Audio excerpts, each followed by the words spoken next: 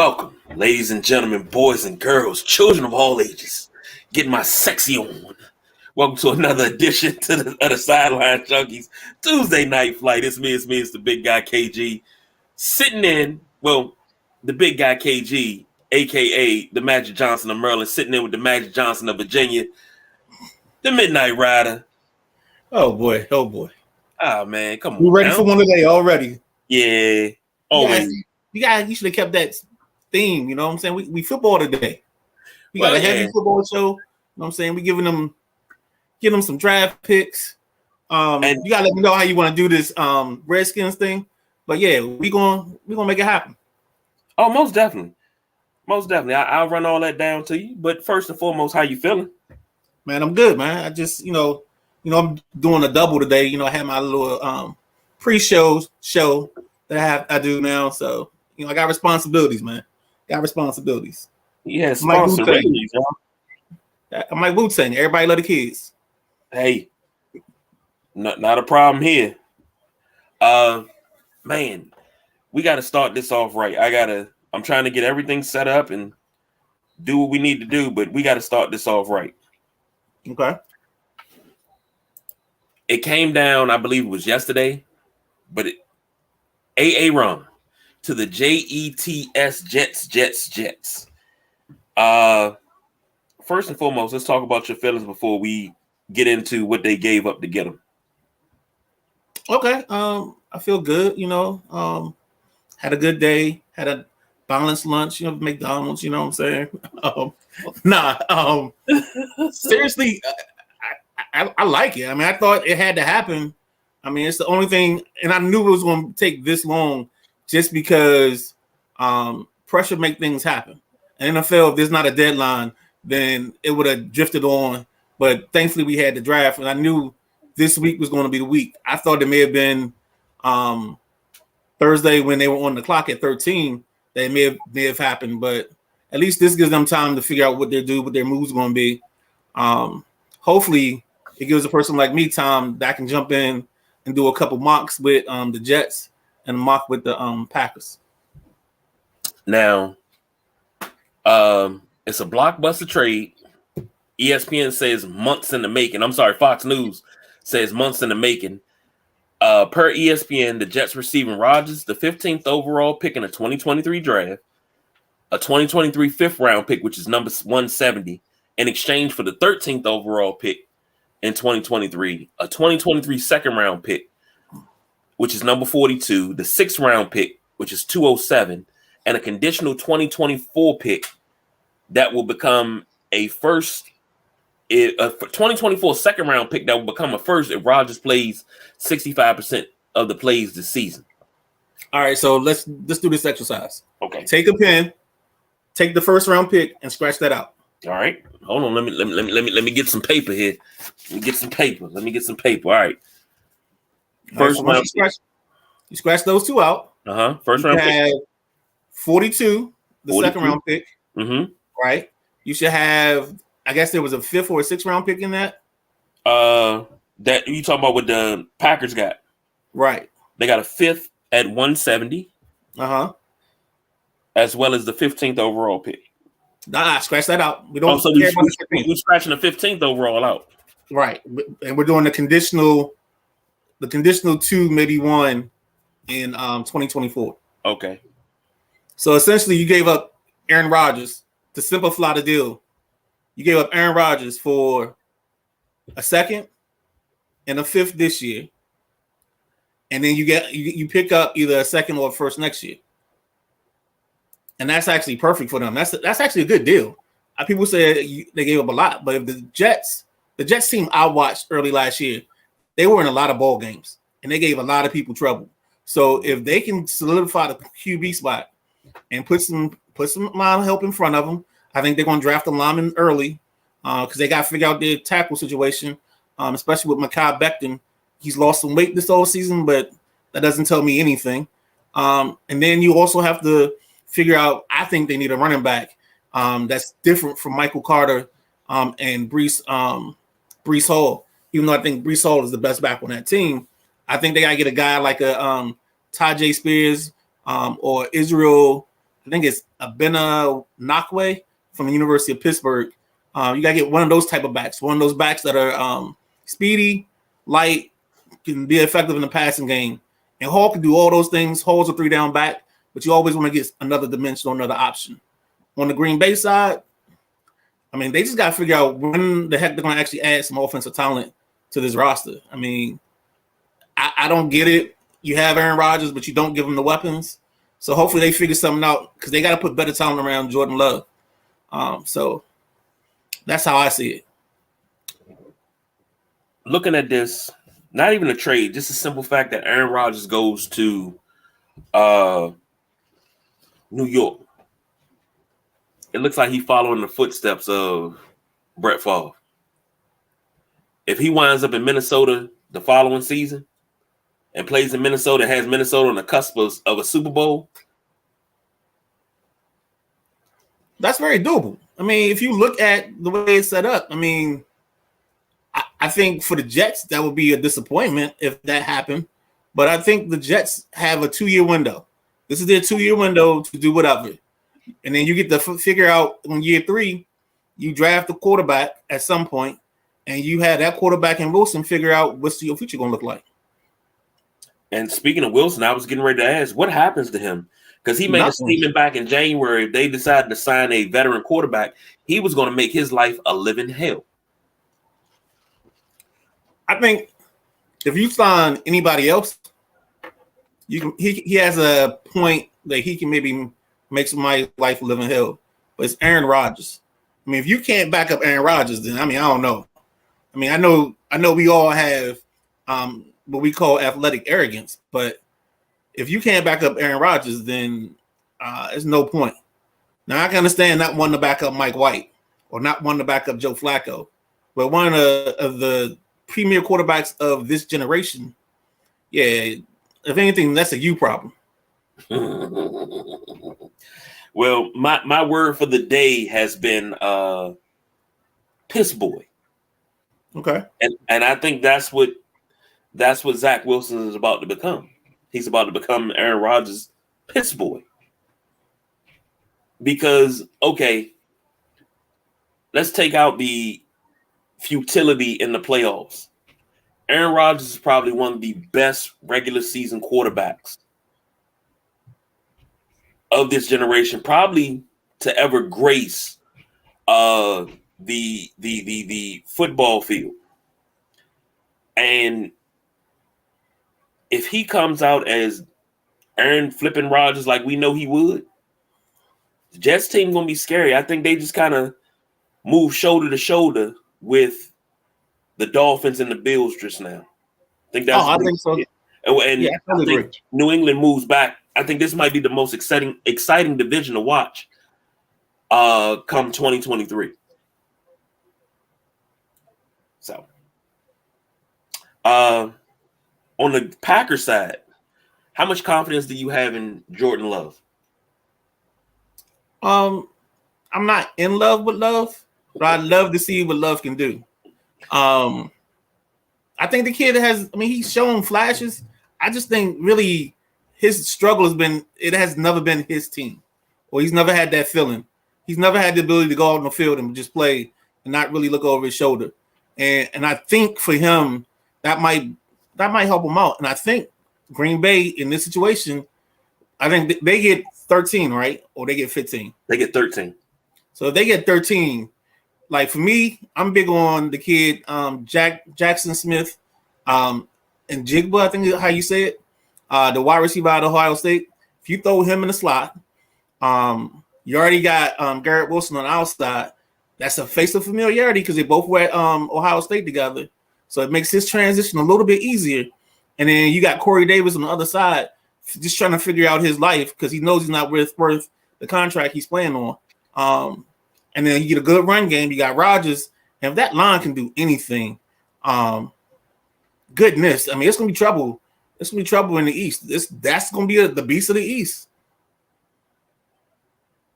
Well, both East divisions might be the best divisions in football. Well, as I think the Packers, and we talk about the history of the game. If you look at the ebb and flow, here we go. Let's go. The connoisseur history, baby. You look what at I gotta call you Tacitus this week. Yeah, you might be Herodotus. You know what I'm saying? I had to go into my Greek historians to give you a nickname. If you look at the ebb and flow of the Packers' history, before Lombardi got there, when they were coached under Curly Lambeau, they were winning. Then they had a lull where they were losing. Lombardi comes in, they win 5 straight championships. Right? Lombardi leaves, they fall off, and they fell off for a long time. They fell off for the rest of the 60s because everybody got older, all through the 70s, the 80s. They were contenders, but they weren't tops. In the 90s, Holmgren comes in, Brett Favre comes in. They become contenders again. They win a Super Bowl in 96. Yeah, Sterling Sharp. Yes. Sterling Sharp put that team in place to be great because because Brett Favre was allowed to just throw him the ball anyway, anywhere, anyhow. And that created who Brett Favre was in the long run. And after that experience, he had to learn to share the football around a little bit. He didn't have great receivers, but they were always good enough for him to make them shine. So, yeah, definitely.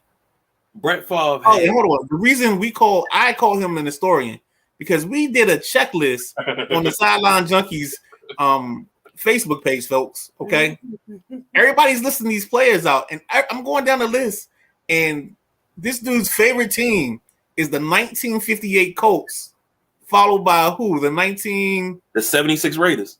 76 Raiders. Dog, I love football. I can go back in history with a lot of people, but I don't have that much. Like I'm here. Like it's like that part in White Men Can't Jump when he say I'm going to the 10th floor and drop me off at the 7th. Yeah, you dropped me off at the 7th with your history knowledge. Yeah, definitely, bro. Look, it's impressive, man. For sure, it's impressive.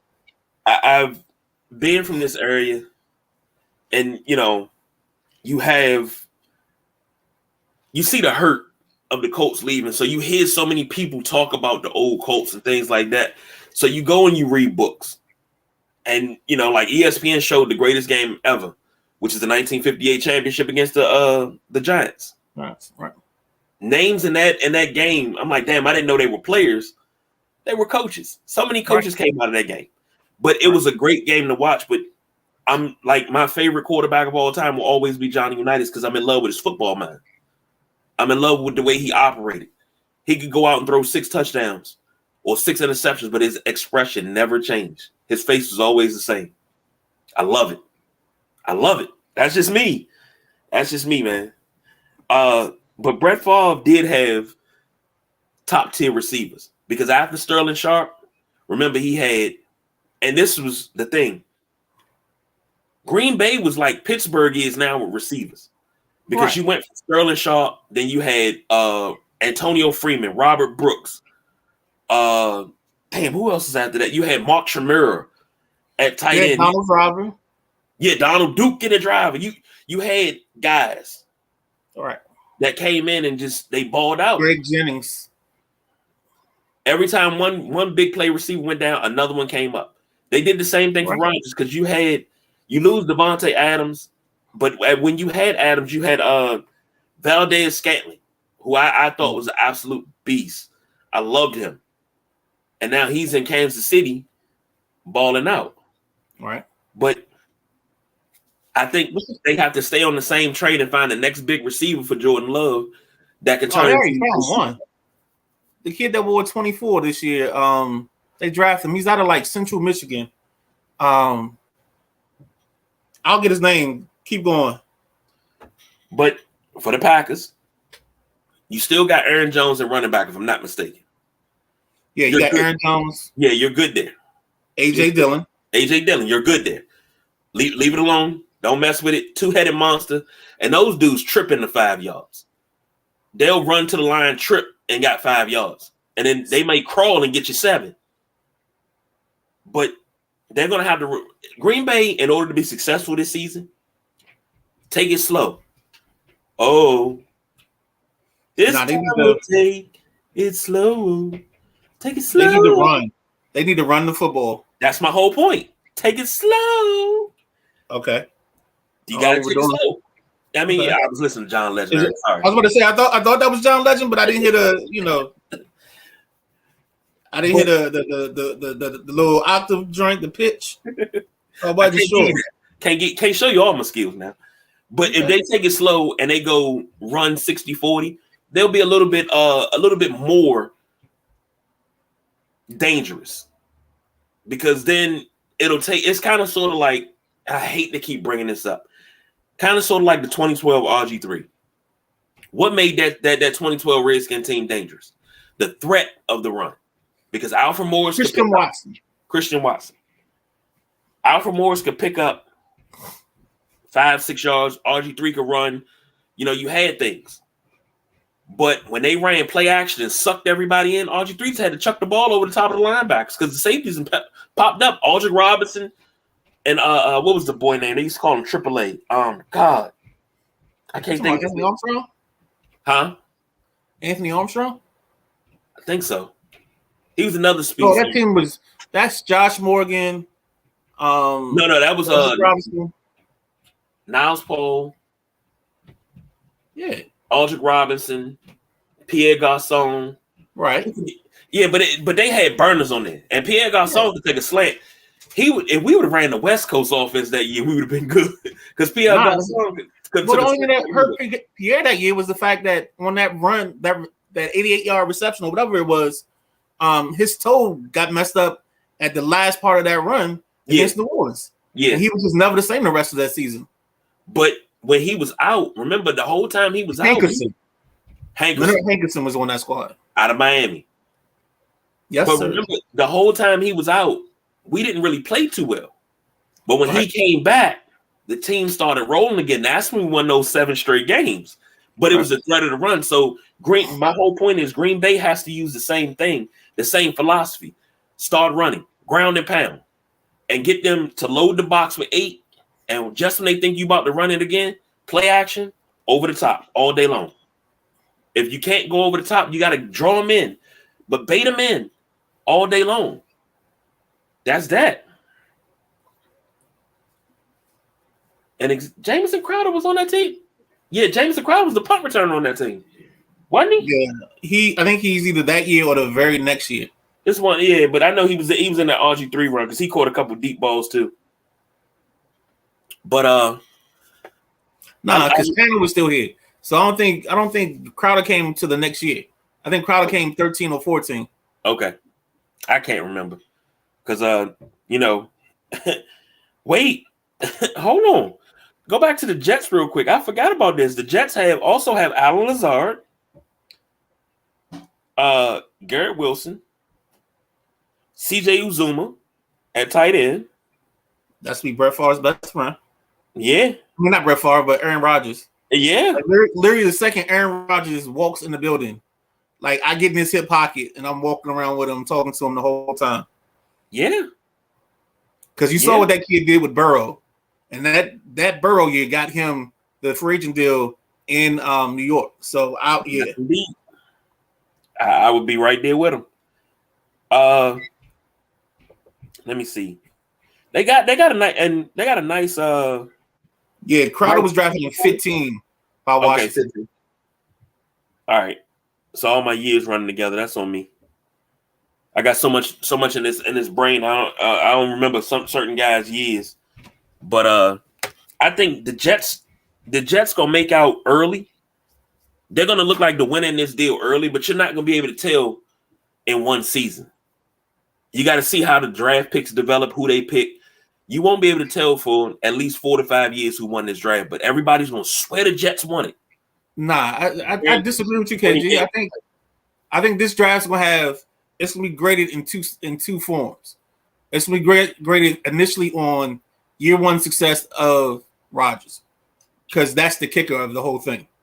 And do we get a year 2 of Rodgers? I think those are the first 2 and the biggest 2 factors in this process. After you carry those 2 things, or we take care of those situations, I think after that comes the future of the deal. But if they do this right, it'll be like the Rams with Stafford, but they said forget them draft picks. Mm-hmm. You got your Super Bowl. Now they struggled last year, but they don't care because you got the Super Bowl. Final question before we move on. All right. Does Aaron Rodgers wear 12 in New York? No, he's wearing 8, his old cow number. I was about to say if he wears 12. Well, Joe gave him permission. I don't. Hold on, historian. Hold on, Tacitus. He gave him permission, but Aaron Rodgers wanted 8, so you're safe there. Okay. You were the first person I thought of when the trade went through, because I was like, he's going to cry about Joe Willie Namath's number coming out of the rafters. I already knew it. Well, you know what? I can't say I don't care what Joe Namath says, because that's his number, and it's 12 in New York. That's what you equated with. But I could say the same thing about Theismann. Theismann gave Dwayne Haskins his permission to wear number 7. On that one, I think the media and they put Joe in a bad spot because Joe wanted to say no. Joe was not going to say yes, but I think the way it got presented, Joe just kind of was like he didn't want to ruffle feathers, because Joe is still pro organization no matter what. Like he'll be the one person or one of the few people who will come out and say some quality things about Snyder, because Dan has allowed him to stay around the franchise in some shape or form. He still does the games in the preseason. Mm-hmm. So like Joe is more of an ambassador. He's more of Switzerland. If Joe was a country, he'd be Switzerland. He'd be neutral in a lot of things. Switzerland. I like that. I think that's true. Yeah. But if he's gonna wear 8, I got no issue with that. I can't say nothing. I can't drop nothing there. What's going on there? How you feeling out there? Thanks for joining us tonight. Old math player. Okay. I like the name. Now we gotta switch gears real quick because I know we're supposed to be heavy NFL. Let's switch gears real quick. LeBron James looking real 2020-ish. Last night, he played 45 minutes, 22 points, 20 rebounds, and 7 assists in a win over the Grizzlies 117-111. I love what Shaq said. Hey, Dylan Brooks, 20 and 20 is 40. I love it. You being a Laker fan, what you got? Lakers in 6. That's all. That's all. I mean, I don't have to see KG when your team is the standard bearer. You don't have to say much. You know what I'm saying? All that. See, I like Dylan Brooks, all the yapping, all the talking, the chirping. But when you're the standard builder, all you do is be succinct and to the point. Lakers in 6. But nah, seriously, the analyst of me thinks that I think Brooks brought a bit off more than he can chew, and now he's trying to backtrack and he's being real immature and not talking to the media afterwards. And this is one of those situations where having a good vet would kind of change some of that stuff. And I don't know. And I think the other thing that hurts them more than anything else is Steven Adams isn't playing. And Steven Adams is their tone setter. Like people don't pay attention to certain guys because they don't score all the points, so they don't do all the stuff. But he's their dirty work. He's their junkyard dog. And because he's missing, I think some of that dog is missing because nobody's scared of him. I mean, I'm not scared of Dylan Brooks. I'm not scared of Desmond Bain. I'm not scared of any of those guys.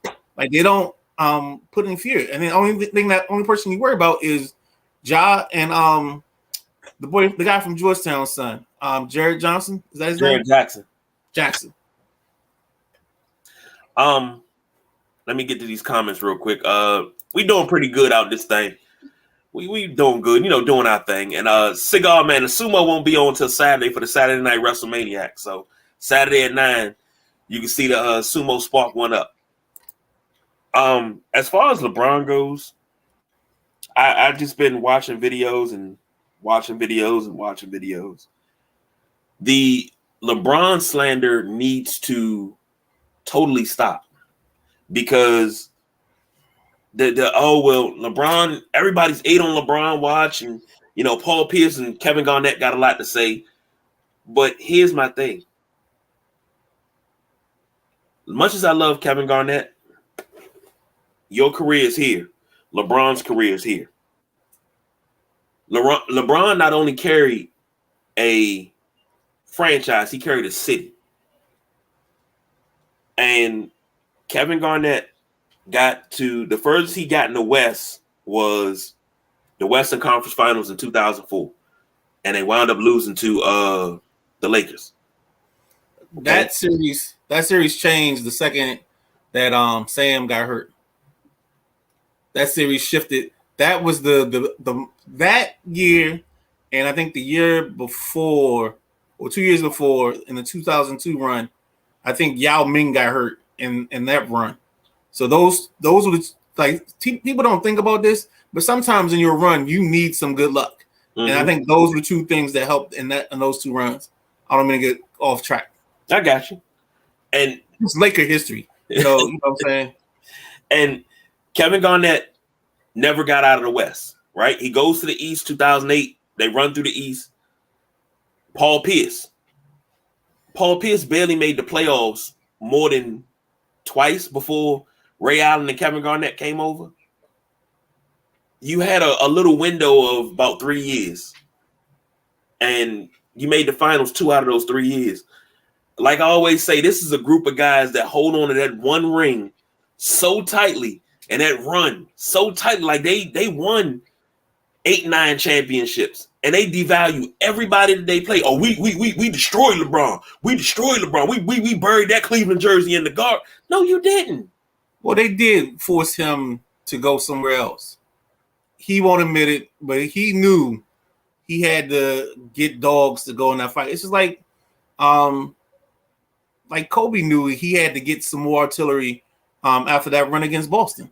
Sometimes you need guys, and they don't have to be great guys. You need guys that want it. Yeah. And I think, and this is hard for me to say because I'm one of the few people I like the main players, but I have other players that are like role players that I enjoy watching. And I was a big Trevor Ariza guy when he was in New York. It's one of my draft weaknesses. I cannot evaluate a wing player that's 6'6" or taller that's athletic. I fail in that category. I would literally tell my assistant GM or whoever, like, that's yours, because I fall in love too easily. So, but he's one of those guys that I just really liked, and I knew he wasn't tough enough for us to beat Boston. So when Artest came, I was ready. I was like, yeah, we got this. By the way, I don't understand nothing about, hey, we will give a clinic. Anything you got, we will give a clinic. We'll help you understand it. We'll break it down for you. I'll let you know that. We got a dry erase board. Yeah, and I can draw some plays here. In my like Mooch. Even though I'm just gonna tell y'all now, if you watch Mooch draw the play for the NFL draft, it's the same play. It's just got 3 different names because of the formation he draws it out of. It's the same play, guys. Split vid. And God bless you too. And we could get bids, man. We could sit down and just have a good old talk about some anything. But my point is, with LeBron, everybody wants to talk about his legacy. Oh, he's never going to be the big star that Jordan was. But Gilbert Arenas said Jordan would never be the big star that LeBron is. And I'm like, why does it even matter? I keep saying this, and I'm going to say it till I'm blue in the face. You do not have to diminish one player to elevate another. You don't have to. It's unnecessary. But that's the way we consume sports now. We consume sports on a 365 talk radio, talk show platform. So you get platforms that started with Wilbon and Kornheiser doing their show. Then it starts to evolve, and it's evolved into the First Takes, the Shannon and Skips, all these shows, and those shows need fodder to talk about. So you have to at times make these comparisons, draw these parallels, because you can't do it any other way. You can't compare eras any other way than just by talking about it. So that's what it's become. It's become our way of trying to validate where we, and I think sometimes it comes down to our pride in when we grew up. So we take so much pride in that that we always fight for our guys. Here's my thing. We watched a lot of basketball in our life. But we never diminished the past. Like, I hear people say, well, Bob Cousy only had one hand. But for his era, he was one of the best point guards to ever play the game. I don't understand. You know? I still believe that John Havlicek is the greatest sixth man of all time. There's not a better sixth man than John Havlicek. Go check his DNA. Go check his resume. Because Hondo was the man. Hondo is still the man. Yeah, but we're so far away from those eras that the historians are not present to teach everybody. So all everybody's getting their knowledge from is they'll pull up a YouTube video. They won't have any backstory. They'll watch the game or watch a play and be like, oh, this guy's trash because he's not doing what they do now, which we would consider trash because it's not the way we play basketball. Perfect example is that video you sent in the chat where the kid gets the guy with a move, stands there, waits for him to come back, and then settles for a step back, actually a step back, step over, fadeaway three that he just so happened to make. Like it was like he went from a good basketball play to making it a bad basketball play in 1 second. But the crowd never saw that because the crowd was too busy on and on because the guy took 3 steps back on the move he made. So yep, it's about what's the priority and what do you believe in? Let me throw this out there. When we talk about legacy, in my honest opinion, the greatest assembly of talent of all time is the 92 Dream Team. 11 Hall of Famers and a college kid. And somebody posted a video, and I put it in the Sideline Junkies group. So if you haven't seen it, please go look at that. He turned the comments off. He was like, oh, LeBron's 2012 team would destroy this team. They didn't want to play. They got beat by a bunch of college kids. But what you don't tell is the context from that documentary. That's a Dream Team documentary. The context was Chuck Daly, Coach Chuck D, a.k.a. Daddy Rich, had a philosophy. He was like, you guys are too giving. He took Jordan out the game. And that did Jordan didn't want to play. He sat out. He took Jordan out the game, wouldn't let him play. He wanted them to stop being selfish. I mean, stop being unselfish and start being selfish because they were making the extra pass and trying to just do everything right. He was like, I don't want that. I want you guys to play. And the score of that game, and Chris Webber would tell you, he was like, man, I was dunking. I was doing this. Oops from Bobby Hurley and all this.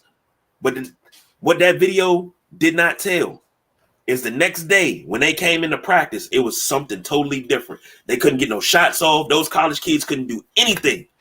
They got their asses handed to them royally. But this is where we have the problem, and this is where the LeBron haters love to live. You'll destroy LeBron's legacy, what he does, but big up Jordan's. But then on the other end, when you're a LeBron fan, you'll big up LeBron and you'll say, well, Jordan played in a weak era. He played against plumbers and congressmen.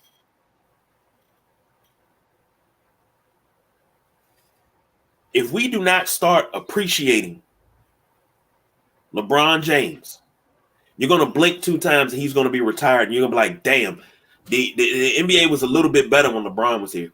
Went through it with Kobe. You went through it with MJ. You went through it with Duncan. You went through it with all the great players. You have to appreciate them. Even if you don't like them, you got to appreciate them. Because pretty soon they're going to be gone. That's going to be it. You have to appreciate that. That's all. I mean, that's just me. That's just what I'm saying. You got to appreciate the guys while you got them. How many times are guys actually looking at? You see more Kobe highlights, MJ highlights. I see Hakeem Olajuwon highlights all the time. And somebody said that he wasn't a top 10 center all the time. I said, are we watching the same highlights? You know? And I've always said that I would love to see LeBron go to Olajuwon. I said this about 10, 15 years ago. I love to see him go to Olajuwon and just work on footwork on the post. And I would love to see LeBron come down and put people in the post and just dog them all day long. Right, but he never had the guards to make that work. No, never. But I love the way he's playing now, and I'm appreciating it, and I'm appreciating the greatness of it. I hope for the next 10 years he keeps playing like that, because, I mean, time's getting short. We almost down to single digits now. This man might only play another 9 years now, y'all. I don't know about that. Hey, if his body holds, I think he'll do it. I mean, the key, again, like I told you before, the other key to the Lakers is Austin Reeves, man. Can't talk more about this guy. The guy, he does enough little stuff. He's another one of those guys that I just like, and it's the coaching me. Sometimes I don't need to like the guy from 1 to 4 or 1 to 5. There's always a random guy that I like on the team, and like my boys just look at me and shake their head. Perfect example, Shannon Brown. Love me some Shannon Brown. Again, he's a wing, athletic, 6'7". That's my type, but we ain't gonna talk about that. Well, still, I love what Austin Reeves brings because he bounces the floor, and then with what's this boy, D'Angelo Russell on the other side, with him, you get a perfect balance of shooters to open the floor for LeBron, KD. I'm not KD. Mr. Glass, AD, Mr. Glass. I don't know. Just and then I think the adding of a kid like Vanderbilt. Vanderbilt's just a dog that's going to play defense from the second you get off the bus to the second you walk back to your locker. Mm-hmm. He's in your hip pocket. And I think those moves now look way better than they did when I first saw him. I didn't see the vision. It's like when your barber's cutting your hair and he's like halfway through and you looking like, oh, I ain't paying him for this. And then he gets finished and it's like, oh, okay, yeah. I didn't see this like 10 minutes ago. You know what I'm saying? You didn't understand the vision because you didn't know how he was getting there. And that's what I thought about that trade. Like I didn't think it was good, but I like the fact they added shooters and defenders. And now we're seeing them reap the benefits from those decisions they made. All right. Now we're going to take a quick deviation. I like to call this one the praise break. It's not your traditional praise break, but I got to give praise to the Midnight Rider. On the Sunday Rise, we were talking about the Talladega 500, which is the Geico 500. This dude, this is what is this? Talladega? Bush. Kyle Busch got it. If he's in the field, he got it. Kyle Busch got it. Who wins Talladega? Kyle Busch. Like I wish I had a parlay in on that or some sort of bet because I would want me some money there. But it was almost tied. Ty Gibbs was. The thing that hurt the group and wouldn't put Bush into place was they do what's called overtime. So in overtime, before when they started the race back up, there was a crash, and that crash made them they had to go around the track, and I think they ended up having to do they double overtime, and so they had to do 3 laps.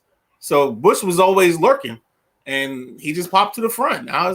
When I saw it, I was like, I just started laughing. When I tell you the Midnight Rider called it, I got nothing to say, man. I got nothing to say. Now, if he give me some lottery numbers, I'm going to play him. That's all I'm saying. I'm going to play him. Well, the bad thing is that's the only thing that worked from that day because I missed both my parlays by 2 picks. So I was like 4 and 2 on both of them, and it was like just minuscule stuff that like I missed by a rebound. Oh, I know what it was. The kid for, I think it's Torrey Craig for the Suns. I just need him to score 10 points. He scored it. Yeah. Everything else on the card hits, KG. Everything. You know what? I'm tired of this shit. I'm tired of it, man. It won't stay down. I'm tired of it. We're going wild, man, today. Okay. Last but not least, this is where we got to go. Because Thursday is the NFL draft. As you can see, the sideline junkies are now on the clock. Grocery list, man. Let me pull up the Commanders picks because we got a lot. Mock draft app? No, I don't. All right. So what I'm gonna do to make this even more interesting is if you want, because you want me to do all the picks for the Commanders, I take it, right? Yes, because I'm pulling up there. I know we got 16. Right. So what I'm gonna do is I'm gonna make it. I'm not gonna do any trades. I'm sorry. I'm not doing any trades, and I'm gonna try to just basically stick to my shopping list as best as I can to fulfill this draft. So you let me know what you want, how you want to start this. What questions you want to go with first? You're on the clock. Round number 16. Oh, hold on. Round number 16. Pick number 16, round 1. Hold on. Let me get it started.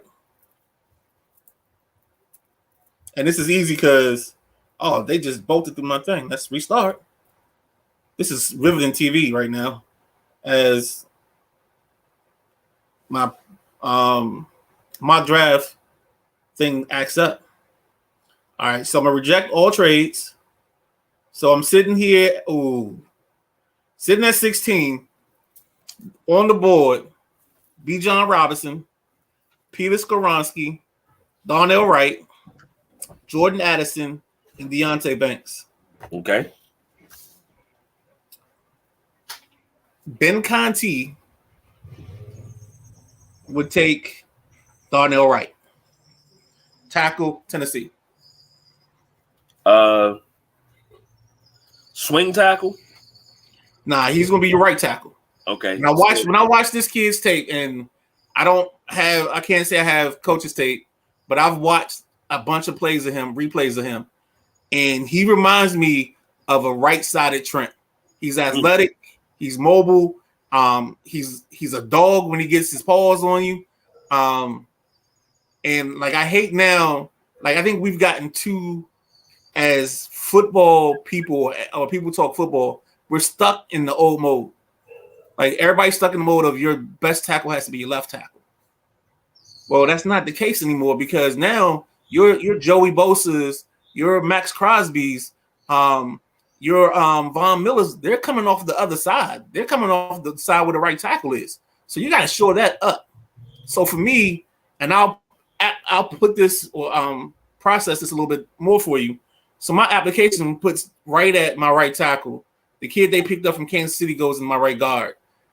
We're going to put a question mark at center because we want to see how this draft flows. Cosme goes left guard, and then you go with Leno at left tackle. Now the kicker is I figure Cosme's going to be hurt at some point, so Chris Paul comes in to that mix later. So right now, tentatively, we're starting Chase Roullier at center. All right, so let me restart this up and get us to the second pick, which is 47. Oh, God, I wasn't expecting this. All right, so 47, we have Jahmyr Gibbs from Alabama, Jack Campbell, Iowa linebacker, Jalen Hyatt, wide receiver, Adetomiwa Adebayor, from Northwestern, the edge, center John Michael Schmitz, center Joe Tippins, Cedric Tillman, wide receiver, and Drew Saunders. So I'm taking, because I've been talking about this kid since the draft started, is me and Pete Medhurst, Kings' fan club, and that's John Michael Schmitz, the center out of Minnesota. Now, to some, this is going to be a reach. Some you're going to say it's not a position of need. But I feel like if you get your center, the middle of your line is stable, and he's the quarterback of your offense. This team has struggled the last 3 years playing centers. I think we played just about 9 centers, as well as we played 9 quarterbacks or more the last 3 years. So if you can get that foundation, and Dallas showed you this about 8 to 10 years ago, there was a kid on the board named Travis Fredericks, center. They were at picking like 24, 25. Dallas took him. Everybody made a stink about Dallas going to pick him because they felt like it was a reach. Well, at the end of the day, this kid had a 10-year career or maybe an 8-year career. He would have been a Hall of Famer if it weren't for the injuries. But he stabilized the middle of that offense, and they took off. Those are the best years you saw Zeke run. It was with him at center. True. So this is why, and even if I don't get, and I'll go because I have another breakdown later on. I'll give you the grocery list that we actually worked off of, and I'll give you. I got 5 players that are playmakers, and I got 5 players that are linemen that I'm highlighting in this draft. So now we're on to the third round. Let me ask you this. Well, let me comment on this because you said something about the center play the last 3 years, and the biggest part about that was Rouye not being healthy. When he's not healthy, it's like when they moved Schweitzer over, and he had to get going. And I'm a Wes Schweitzer man, and he had to get going at center because like they didn't practice him enough at center. It's like nobody else practiced at center but Rouye. So if he goes down, okay, we'll figure it out. Nah. I don't want that anymore. I want every lineman to practice at every position. That way, if anybody got to fill in, it's not a problem. Well, you're gonna struggle with that just because of the mandates from the league and the Players Association with practice time. So you can't that's why I think they picked this position flex as kind of like the keystone or the hallmark of their line. But I think you got to get 2. I think you got to put 2 guys on there that's going anchor your franchise for the next 10 years and go from there. You put all this money and all this time and energy into your defensive line, but you've neglected your offensive line. I think the last first round offensive lineman is probably the guard, Brandon Scherf. Brandon Scherf, who was drafted as a tackle. Right, and he moved in the guard. Yep, because he was getting destroyed in training camp. And see, and I think destroying him at right tackle. And I think that's going to be the issue with the kid Skoronski. And I think Skoronski's going to take a fall that we weren't expecting. He's going to fall back, and then I think the other tackles like Paris Johnson, and you might even see Darnell Wright go higher. But for right now, for this exercise, I got Wright going to Washington at 16, and I'm backed up on my man John Kahn because on the NFL Nation draft mock, he's there as well. He took the same pick. I'm just glad they don't have Bill Polian on this no more. Oh my God! But that's a whole nother thing. So now we're in the third round. We're on pick 99. 97. I'm sorry, 97. Compensatory pick. So there's running back Zach Evans. There's running back Israel Abana-Conda. Luke Whippler. Zach Harrison, edge from Ohio State. Jalen Duncan, Maryland. I already took care of my offensive line, so I don't have Duncan or Whippler. Running back, I want to do it, but I'm not going to do it here because I like the running backs in this group. These are 2 guys. The Israel Abana-Conda guy is a guy that I really like. But right now, I got to think about the future. So I'm going to take Zach Harrison, the edge from Ohio State.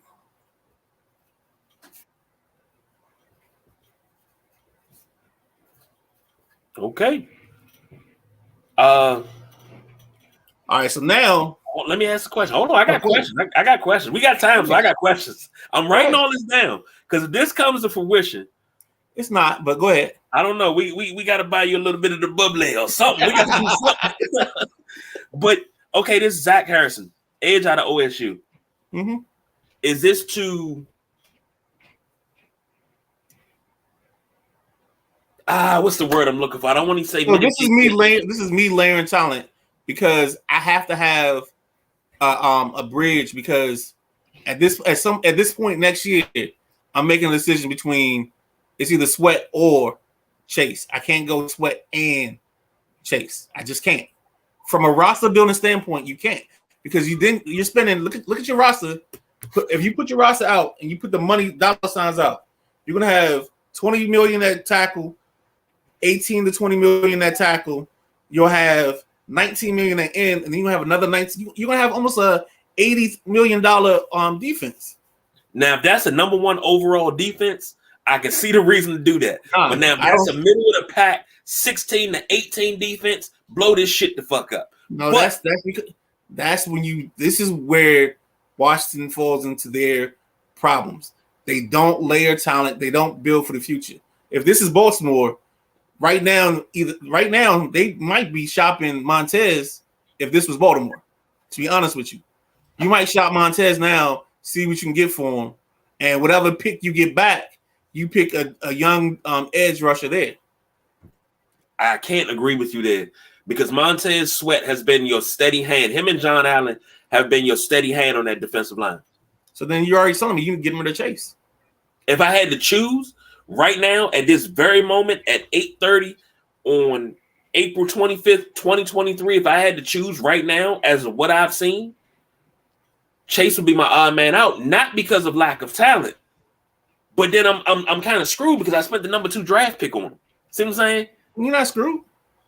And this league, see what we're doing now. We're applying 2000 to 2015 philosophies to a 2023 draft. If you make a mistake at 2, you just move on from it. Now, in my situation, I think I would sign Sweat personally. I'd put a tag on Chase, and then I'd move Chase. Well, or vice versa. But I'm moving one of those 2 guys because I can't have that allotment in that position. It's the same reason I was willing to move off of Sheriff, because I can't have 18 million playing guard. Here's my thing. Now I'm just a Madden GM. Right. I may not go as deep in the GM as you. I love the aspect of it. I love the philosophy of it.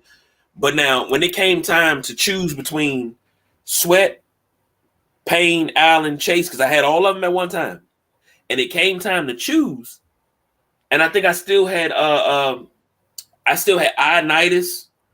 Uh-huh. I had Casey too. I had a pretty deep defensive line, and I was like, but Ioannidis plays so well for me, I can't let him go. I wound up letting Daron Payne walk. So what I did was I actually traded Daron Payne the last year his contract for a 1st round pick and a 3rd round pick. This is Madden logic. Oh yeah, because you would never get that value. No,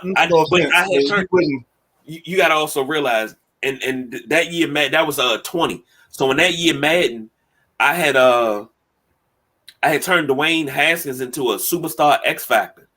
Like he was a 95 overall. Because I worked on Haskins, I worked on Haskins. So let's get back into the roster build. Let's go Washington. Let's take it back a step to Washington with this defensive line in 2022. This before this season. If we went back a year, in a year in a vacuum, me talking to anybody would have said, I'm moving Payne either this year or next year whenever I get the opportunity. I'm keeping the ends because I feel like you can always get a guy to work flex in the middle. But I think Payne showed you such an elite skill set this season that you had to sign him long term. Even though I'm still kind of on the fence on that. And the reason I'm on the fence is because again, we're talking about $40 million up the middle. Yeah. And you drafted a kid for Darian Mathis that was supposed to be the replacement. He got hurt. So that plays a factor into it. And then you got the kids you picked up from Dallas, Brock Lesnar. I know that's not his real name, but he likes to powerbomb people. So, you have that. So I felt like you could get away from somebody in the middle, but they didn't do that. So now the thing is you have to get rid of one of the ends. And that doesn't have to be a 2023 decision, but that's definitely something that happened in 2024. Now, the better caveat is, what does this front office look like in 2024? That we don't know. Now I'm gonna tell you now, it's not gonna be Mayhew. This Zach Harrison kid, is that a response to Shaka Toney being out for the whole entire season due to suspension? As far as depth goes, no. This is me putting a kid that has a ceiling. I don't think he reached that ceiling when he was at Ohio State, so he might fall a little bit more in the draft. But for me, from a talent perspective, I think he shows flashes, and maybe that's what I need. He's a little bit more explosive than a Casey Toohill and a James Smith-Williams. Is that right hyphenation? Yes. One of the hyphen boys. I can't remember how it goes. So that's the thing for me. He gives you a little bit better, more of a burst, and maybe he can be a threat on the outside. So sometimes when you take chasing him out, maybe you can still get some of that explosiveness back on the field. All right. On to pick number 118. All right, so now 118, I've kind of pushed myself into a hole here. But I'm gonna take R. Kelly's favorite player in this draft. He's a linebacker out of Alabama. His name is Henry Tutu. Beep, beep. Yes, sir. Oh man! And you said what? He could play any linebacker spot, and of course they're gonna pick an Alabama player. But no, I mean I think for him it's just a situation where he's a smart guy. You lost Holcomb. I just think you're not going to play three linebackers a lot, but I would love to see them get somebody that's a little bit more athletic, cerebral assassin. Because this year, if you paid attention, I think they were in 4-3. I think the stats said 9 to 10% of the time. They were mostly more than right. No, even beyond that, they're more in a nickel than anything else. That is true. So it doesn't make the third linebacker important. That's why I waited on the third linebacker. But in this situation, the way my board is set up, and this board falls perfectly for your boy. This is the Ben Conti dream board right here as we're walking through this. So this 2-2 pick doesn't normally happen when I do mocks, but it's perfect. And you're going to see this next pick. So the next pick, do you have the number? Because I'm not on the screen where I see the number. 150. So at 150, Ben Conti. I've talked in the war room to my guy Pete Medhurst. We see the guy we want on the board. We're gonna go Tyjae Spears from Tulane. If I have time, I might put a sleeper board, but he would be number 1 on my sleeper board. Position? Running back. Ooh, he's a 3-down back. That's a crowded running back room, brother. No, it's not, because he's more elusive and more explosive than Jared Patterson. He's more elusive, more explosive than Jonathan Williams. Those two guys are your fourth running back. Unfortunately, I apologize. I don't mean to hurt nobody's feelings, but that's what they are. And you need something. You need something different from Gibson, because I feel like Gibson, even though he doesn't run to his size, he can be a mauler. Robinson can be a mauler, and this guy is going to give you the jiggle that you used to get from McKissick. And he's got the same toughness as McKissick when it comes to being a willing blocker. Now, will that show in year 1? I don't know. But year 2, year 3, I think it's going to be there. Because then he also serves, let's take it another step forward, because I know what you're going to say about me, but I don't care. But now Gibson's contract is up, because I think this is his 4th year. So now you got to move on from Gibson in some way, shape, or form, because you don't give running back second contracts. I'm going to go ahead and reach over here. I'm going to grab my bottle of water, because I know the boss BJ is sitting out there somewhere in podcast land, and he is clapping his goddamn hands, because that's his fucking philosophy too. Hey man, when you running backs are expendable. I can get a running back in the 5th, 6th round. I don't need to pick a running back in the 3rd round. What round did we back in the 7th? What round did we just take him? What round is that? Hold on. 150. That's round 5. All right. What pick are we on now? Pick number 193. 193 and 215 are 6-round picks. So we got 3 picks to go. So see, here it is. If I was in the room today, woo, oh man, this thing just messed up and reset on me. Let's try to run through this real quick. Let's put it on fast. Okay. Let me say this. I understand you guys' philosophy about running backs, because running backs, there are no more Barry Sanders, Emmitt Smith.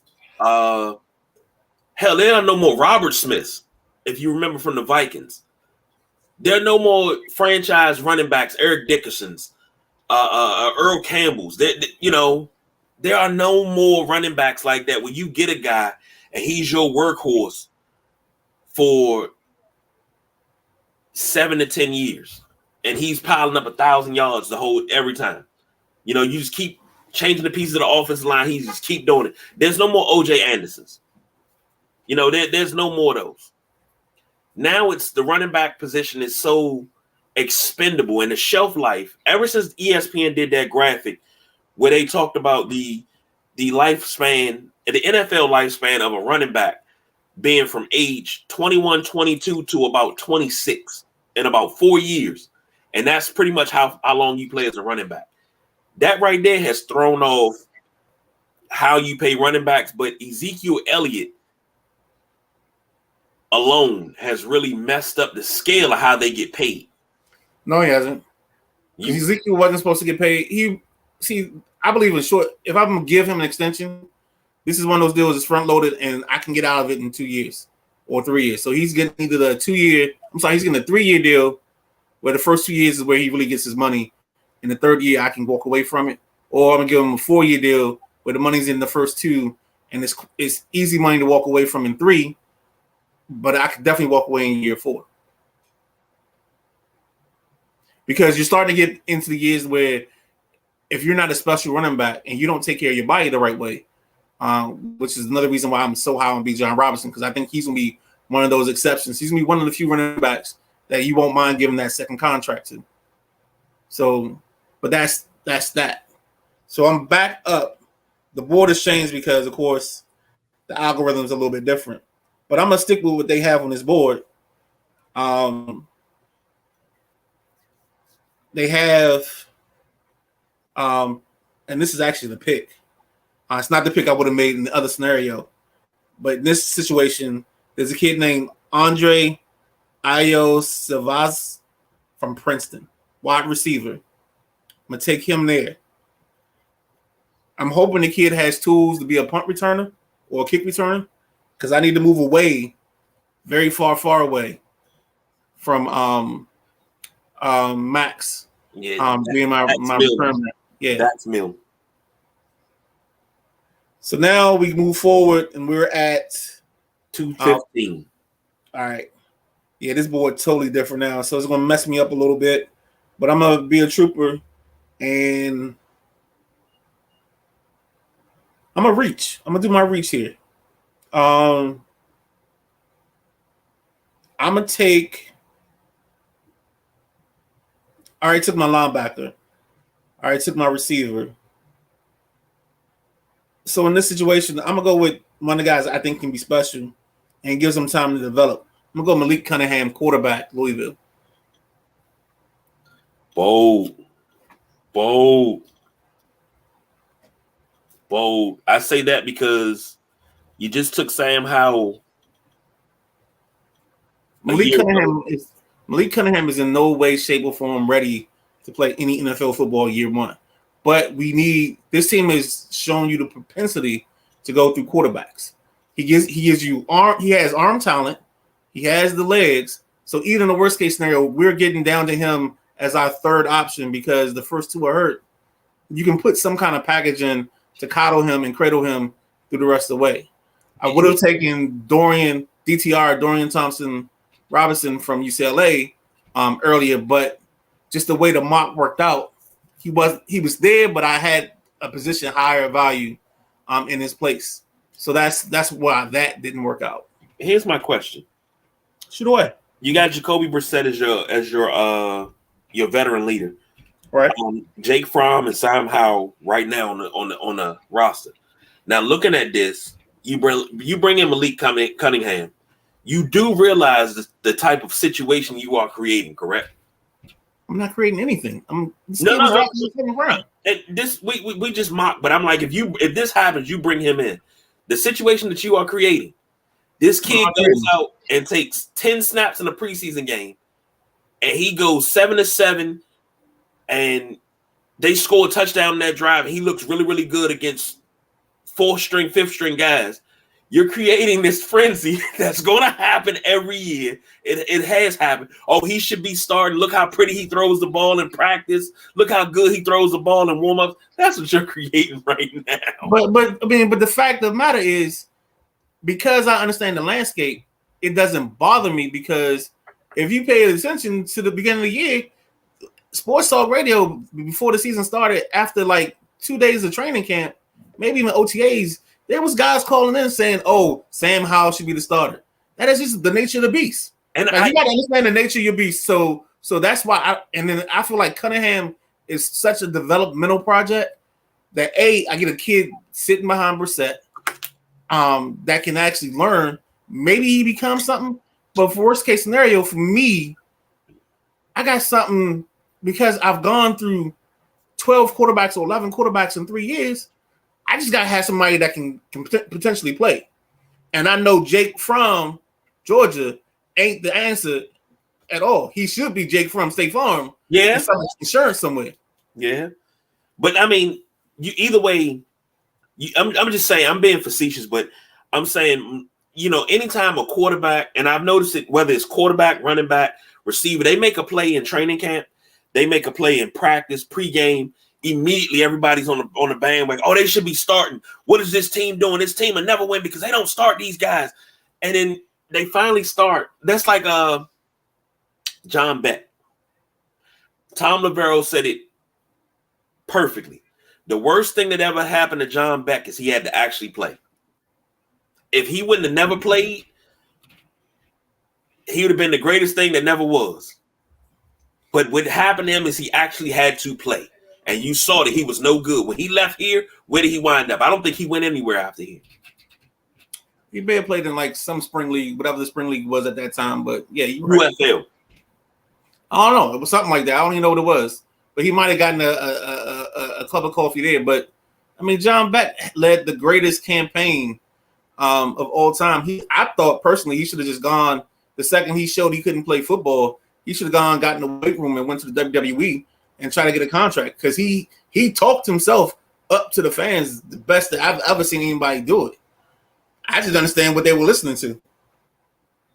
I had no faith in him. I said if he was any good, Baltimore wouldn't have never let him go. I thought personally in that situation that the fans built up, again, fan pressure, and this fan base loving the backup so much that, yes, Rex had a terrible game against Philly, and I think Beck may have saved it and they won that game, but I thought Beck was your best. I thought Rex was your best option moving forward no matter what. He was the only one that showed me he could play quarterback on this team at that time. Well, maybe I'm just a sucker. I mean, I already know what I'm going to get from Rex. I used to call him RG2. We getting two picks. You know what I'm saying? I know he's gonna give me my 2. It's okay. Just don't hurt me. Santana loved him. Remember, Donovan McNabb was benched for Rex Grossman and John Beck. He was benched for those guys for 3 games. See, I'm not gonna do this. I'm just gonna say no comment because Donovan, nope, not gonna do it. Not gonna do it. Okay, pick number 233 because he will not take the bait, ladies and gentlemen. Pick number 33. So in this situation, I mean, we're now at the point where your shopping list goes to hell, and you're just going to go with kids or somebody that you really like, or somebody you have a good grade on. Select me. I was trying to see if the Maryland kicker was in here, if he was available, but I don't see him on my list. So I'm gonna go with a kid that local ties. He's way off the beaten path. I mean, again, this board might not be realistic, but I'm gonna go with Shamari Connor from Virginia Tech because he plays cornerback, and I can't get enough cornerbacks in my building. And that's really the only reason we're taking him is because he's the highest ranked corner on our board right now. There's a kid that I want to take a chance on that I hope is an undrafted free agent, and based on this, he'd be available. There's a kid down Jackson State. I think his name was Nugget. I can't think of his real name off the top of my head, but he's a punt returner, kick returner type of guy. He played for Dion at Jackson State, and I can't help but believe that kid might just be a possibility. He might just be an option. Bring him in, let him run some kicks back, see what you got. I mean, you always can go back and just be safe and play with Milne and as your return man and Gibson as your kickoff return man. But for the sake of trying to break the mold of not thinking outside the box, that's the type of kid I would take a chance on, and I would bring a kicker in. Don't matter what school it is. I personally preferred the Maryland kicker, and I would have used that second 6th round pick if it was available. And the pick where the draft got messed up.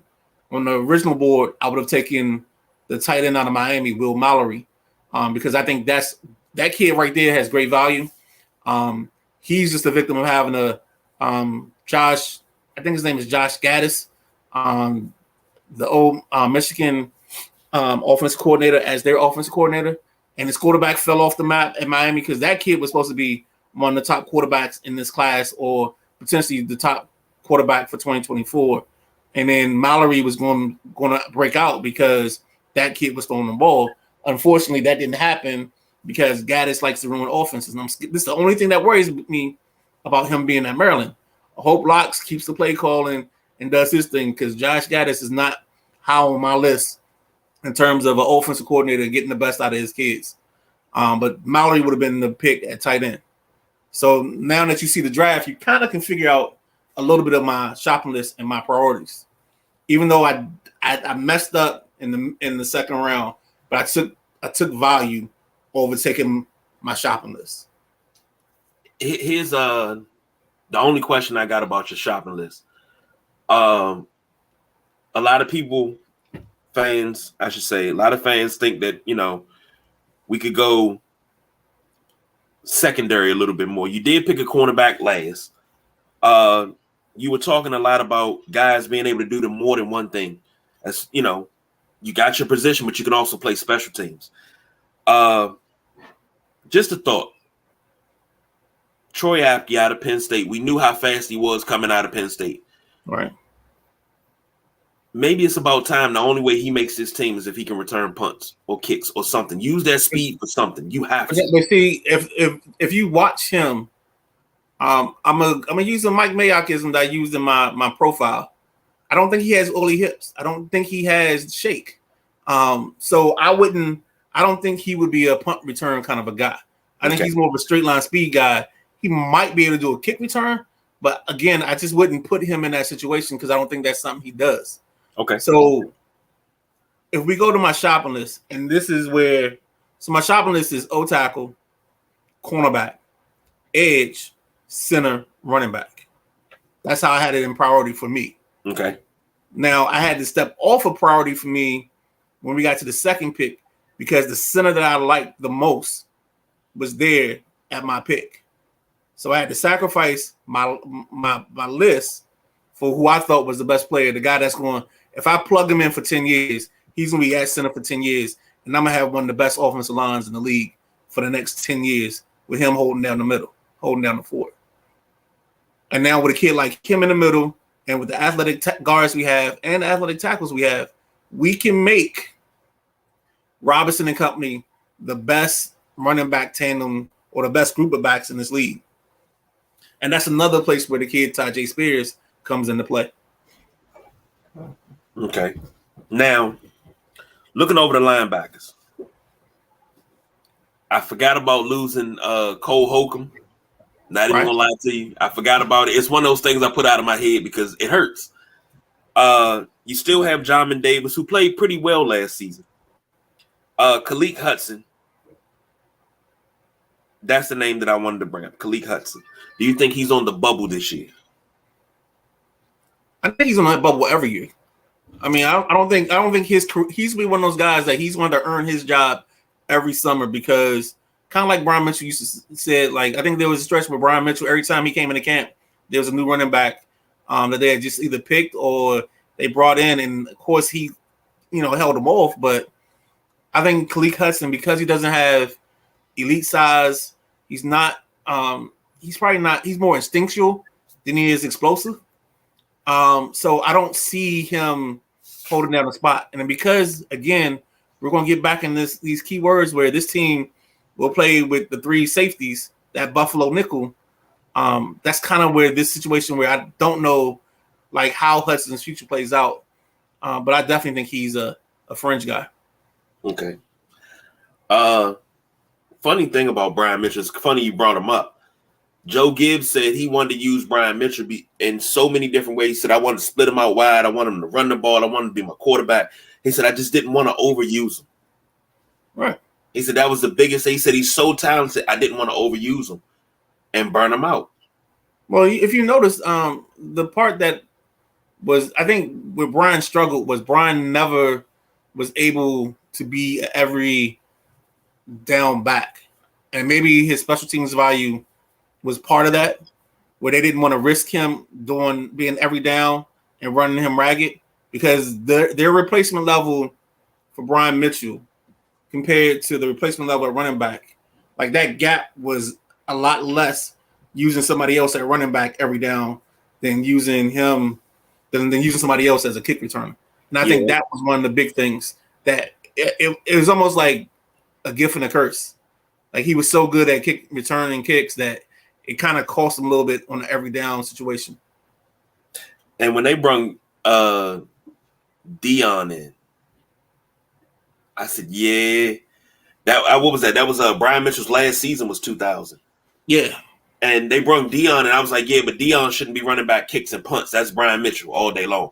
Now, I would love to see both of them back there so you don't know which one's getting the ball, and then all of a sudden, somebody's high stepping to the house.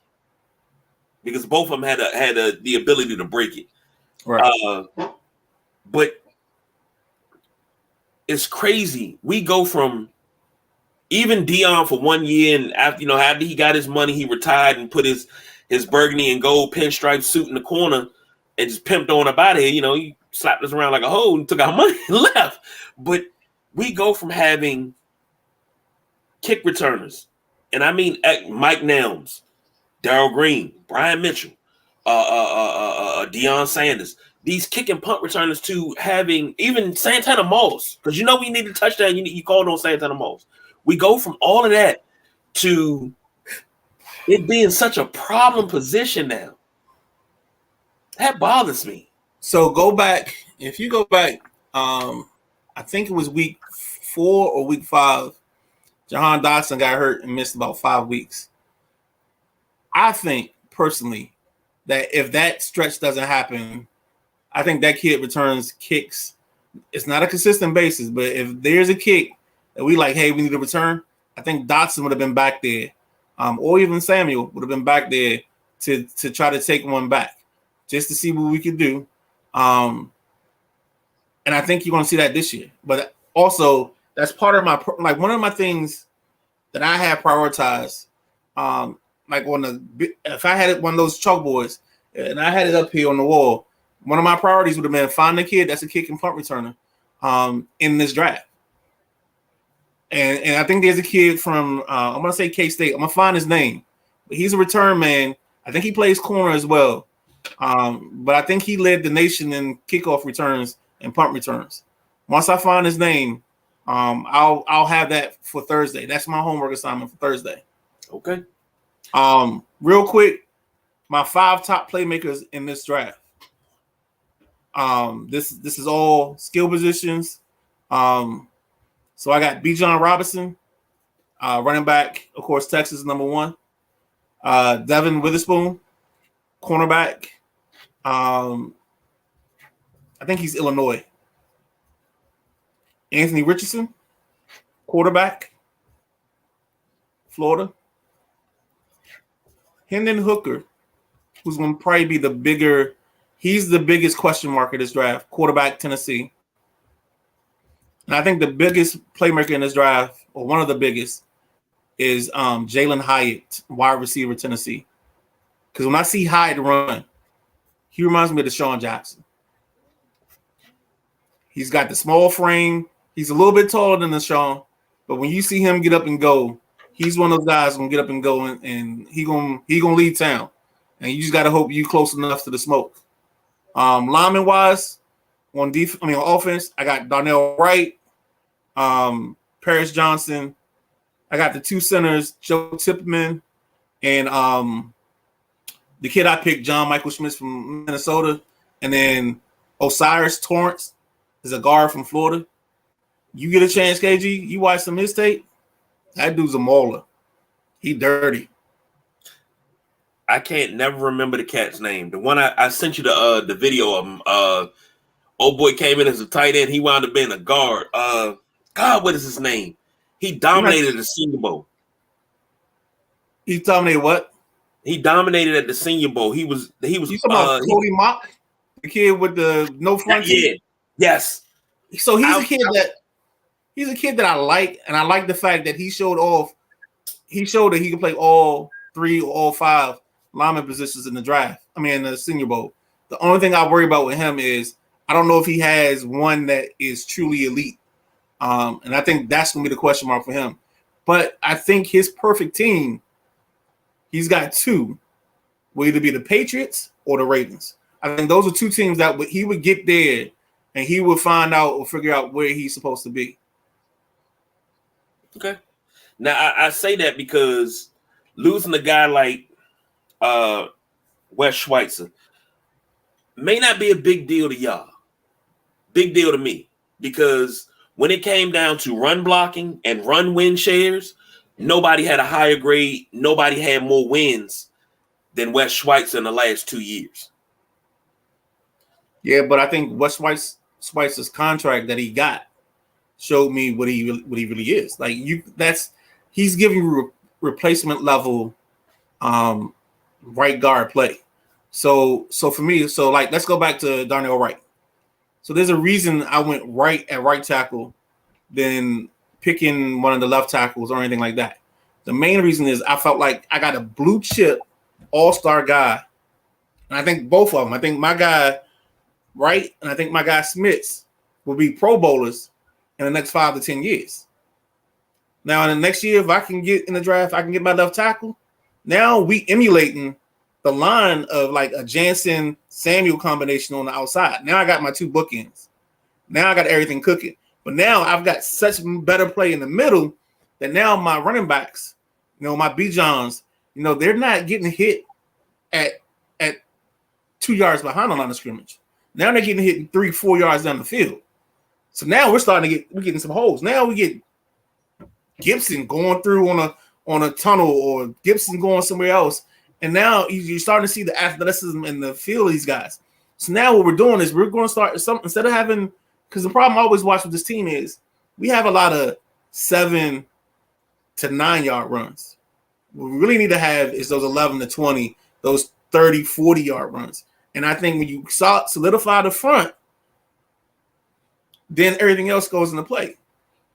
But I think you have to come out personally with 2 guys in this draft. That's going to be, and it's no knock on the guys we have, but it is a knock on the guys we have because I don't have elite talent level. Like when I look on the board and you say I got Rouye, that's not blue. That's not a blue chip because he can't stay healthy. I look at Andrew Norwell. That's not a blue chip. So now, see, I feel like I got to start putting some blues on the wall, or I got to get some 5 stars up there because then when my talent's elite in front, the guy that's playing behind them becomes elite, and the guys on the outside become even better. That's enough of Midnight Rider GM. You know what I'm saying? Look, only reason why it's enough because we run out of time and we gotta go. But Thursday. Oh, something else happened today. You don't want to talk about your boy Ime? Like 2 seconds? Who? Udoka. Ooh. Ime Udoka, Ime Udoka. He got hired by the Rockets. The Rockets. Hey, so front office already know they gotta hide the women and children. Put the women and children to bed. Let's go hunting for fucking dinner, baby. But no, I think that's gonna be a shock to that team. And I think how those young guys respond is going to determine if he's there for 2 years or if he's there for a long time. That's all I'm gonna say on that. In the immortal words of the Midnight Rider, I got no words. Yeah, I got nothing. I'm not even gonna say anything. I got nothing. But all right, ladies and gentlemen, thank you for joining us tonight. If you haven't already, like, subscribe, all that jazz, everywhere, so you don't miss anything. But you gotta tell them what to post. Oh, please, in honor of the draft, I may have to reshare this again and tag everybody. But in honor of the draft, please go to the Sideline Junkies 24/7 group and put up your draft profile between 18 and 25. Here it is. Pick your best age as an athlete from 18 to 25. And I wish it would have been a little bit more expanded so I could have did my 40s or at least my late 30s. Because I was a dog, man. I was a dog a couple years ago. No. You're not a dog. At 22, that's your best. That's your prime. Your athletic prime is till about 25, 26. You sure about that? I'm sure about that. You sure about that? I am sure about that. I know for me physically, I know where my prime was, and I know when it fell off. But I'm just saying that's why I picked that window, because for a lot of us, that waistline was a lot svelter back then. That's when you was rocking 32s and 34s. Nah, I was in the 36, 38 then. Right now I'm in a 42 right now, 42, 44. Yeah. So I'm close. I'm getting close back too. But here's my thing, and the boss BJ can attest to this. Even now, I can still get out and ball. I ball with the kids. I want your prime years. Shit, my prime ain't over yet, baby. I'm young and I'm frisky. Okay, KG. I am young and frisky. Okay. My prime ain't over, baby. Mm-hmm. You know, come on now. I'm hip. I'm slick, and all the women love my 8-track now. Come on. All right, let's see what Dario said. He's standing right here. Come with the kick drum. Come. Am I lying? No, you're not. He's scared. He's like, you all right, Dad? Scared? He big as me. What is scared for? I'm messing with you, man. But no, it's been a while. It has been. We haven't been in the gym since a little bit before COVID hit. But I was telling the boss BJ earlier today, man, I'm ready to get back out. That's it. I want one more intense run. Like all this summer, I want some intense runs in the gym. And then after that, I'm going to go find me a 40 and over league that's about fundamentals and talking about that's a pocket pass. I'm going to play with Uncle Drew. That's what I'm doing all day long. I'm going to play with Uncle Drew because all I know is I got to hit backdoor cuts. That's a pocket pass. Easy lay-ins. All right, so now that KG is lived out his 40s, back to the draft. The draft profile is something that we just thought was gonna be fun. Like, I want you to kind of talk about, like, I want to keep this as close to the draft as possible. Okay. So you ain't got to put your 40 time, but if you know you're 40, that's fine. Your college doesn't have to be a real college. You can make up a college. Like, I think my college is Bad Moon Rising. That's an old flag football team name of ours. So that was one I picked because I was always in love with that name because Rising was one of my favorite players. But then you got to give yourself 3 strengths and 3 weaknesses. But I want you to try to keep it towards the draft. So you know, for mine, my strength was quicker than fast, quick twitch, and I think I said early hips because I like to give a shout out to Mike Mayock because he always says that. If I had the 4th, I would have said dancing bear to finish off the Mike Mayockisms. And then your weakness, you know, mine I think I put doesn't have top end speed. Sometimes loses technique, and I forget what the 4th one is. I think doesn't have a true position. Those are the 3 things I use for myself. But again, I think I picked my age 22. I think I was 5'8", 225. I was benching 225 about 17 to 18 times with that clip. So yeah, again, it's just something to have fun with, man. Just something to kick around. I would love to see the Jokers really run around with this, the college thing, kind of like the NFL players do, like ball so hard and all that. But that's enough of that. We got like 30 seconds before we hit the hour 30 mark. Well, I did it too. You got to go check out mine. So you got to go check out mine. Mine is all true. Most people say the 40 time is off. No, the 40 time is true. It was time several times. It stayed where it was at. But I was a pure athlete, still am, can play anything. But, ladies and gentlemen, we are out of time. Thank you for joining us tonight. Be back Thursday doing the draft live. Hopefully we can roll with the draft in screen, or we can just do it like we normally do and just have it playing in the background, going through the picks and everything.